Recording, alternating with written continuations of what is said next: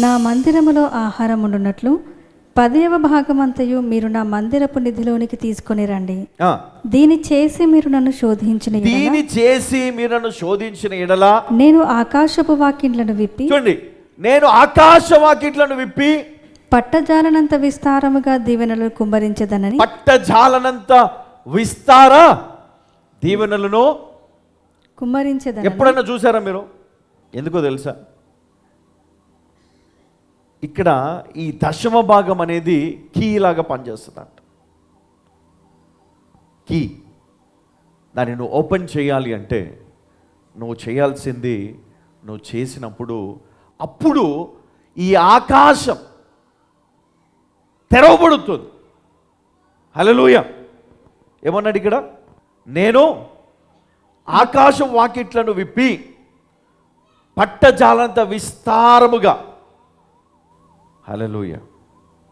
చాలాసార్లు నాకు కూడా అనుమానం, దేవుడు నిజంగా ఆశీర్వదిస్తాడా? నువ్వు నమ్మకంగా నువ్వు దేవునితో నువ్వు చేసుకున్నటువంటి ఒప్పందాన్ని దేవుడు యాక్సెప్ట్ చేస్తాడు, దేవుడు ఆశీర్వదిస్తాడు. ఇది క్రైస్తవులైన మన జీవితంలో మరి పరిశుద్ధ గ్రంథములో రాయబడి ఉంది. కాబట్టి దీన్ని పాటించే వారు ఉన్నారు కొంతమంది, మిగతా మనము నిర్లక్ష్యం చేసే వాళ్ళమే. అయితే ఇది చెయ్యండి, ఆ లాక్ ఓపెన్ అవుతుంది. దేవుడు తప్పకుండా ఆశీర్వదిస్తాడు. ఫలించే ఆ విస్తరించే కొమ్మగా, తర్వాత ఇక్కడ చూస్తే అది వృద్ధి పొందే ఒక చెట్టులాగా, అంటే ఫలించి వృద్ధి పొందుటకు ఒక నీటి ఊట మరి దానికి అటాచ్ చేయబడుతుంది. అది ఎప్పటికీ వాడిపోదు. అది వారికి, వారి పిల్లలకు, తరములకు కూడా అది ఏం చేస్తుందంటే అది ఫలమునిస్తుంది. హల్లెలూయా, హల్లెలూయా. ఇది వీరి జీవితంలో కనపడుతుంది. అందుకే వీరి లైఫ్లో మరి ఈ సీక్రెట్ని వారు పాటించరు.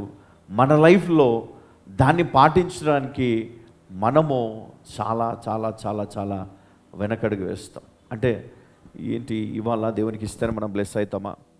మరి అబ్రహాంని ఎందుకు దేవుడు కుమారుని తీసుకుంటామన్నాడు? కుమారుని ఇవ్వమన్నాడు ఎందుకు? ఇప్పుడు మన డబ్బు లేదా మన దశభాగము లేదా ధాన్యము ఇవి ఇవ్వడానికి మనం ఆలోచన చేస్తాం. కొడుకుని ఇవ్వడానికి ఆయన ఆలోచన చేశాడా? చేయలేదు.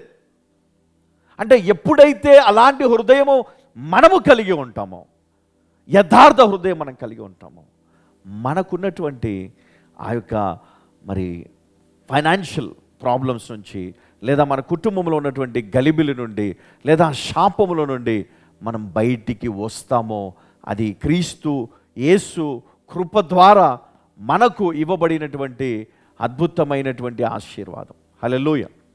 ఎందుకంటే ఇప్పుడు ఎవరు మనకు నేర్పారు? ముందంటే మన అమ్మమ్మలు, నాయనమ్మలు వాళ్ళు నేర్పిస్తుండే.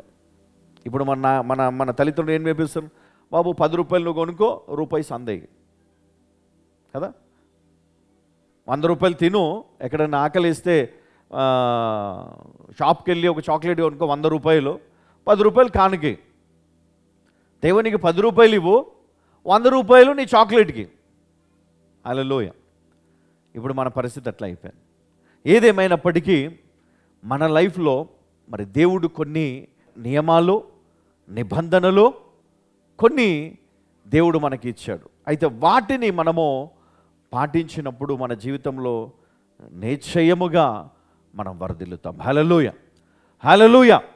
అనేకులు మనం పరిశుద్ధ గ్రంథంలో చూస్తే మరి ఒకరు కాదు, ఇద్దరు కాదు, చాలా వ్యక్తులు జీవితంలో మరి దేవుని యొక్క దీవెన మనం చూస్తాం. దేవుడు వారిని బలపరిచిన విధానం మనం చూస్తాం.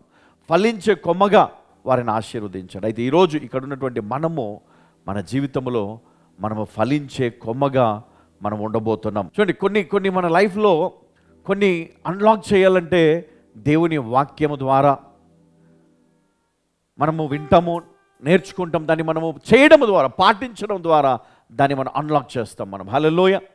మన జీవితంలో అనేకమైన ఆశీర్వాదాలు మరి అది లాక్ చేయబడి ఉన్నప్పుడు దాన్ని అన్లాక్ చేయడానికి దేవుడు మనకి ఇచ్చిన కీని మనం వాడినప్పుడు అద్భుతంగా మనం దీవించబడతాం. ప్రార్థన చేద్దాం.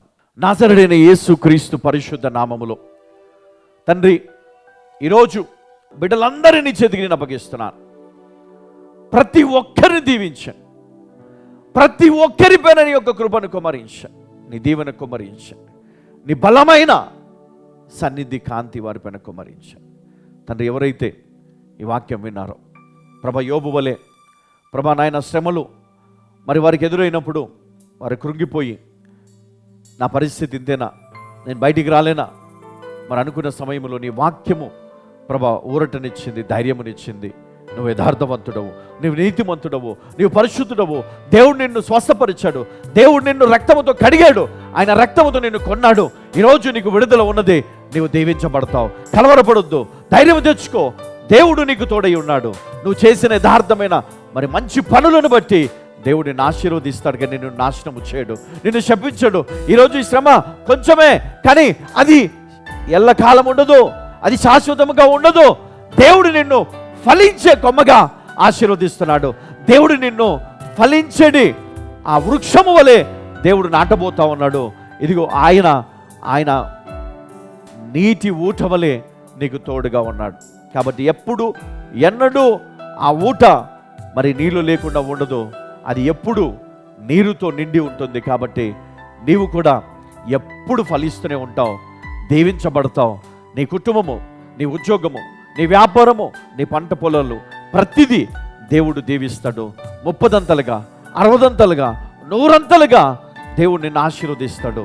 ఈరోజు నీకున్న బాధ, ఈరోజు నీకున్న వేదన, ఈరోజు నీకున్న కష్టము, ఈరోజు నీకున్న వేదనన్నిటిలో నుంచి దేవుడు నిన్ను విడిపించును గాక, దేవుడు నిన్ను బలపరచును గాక, దేవుడు మీకు సహాయము చేయును గాక.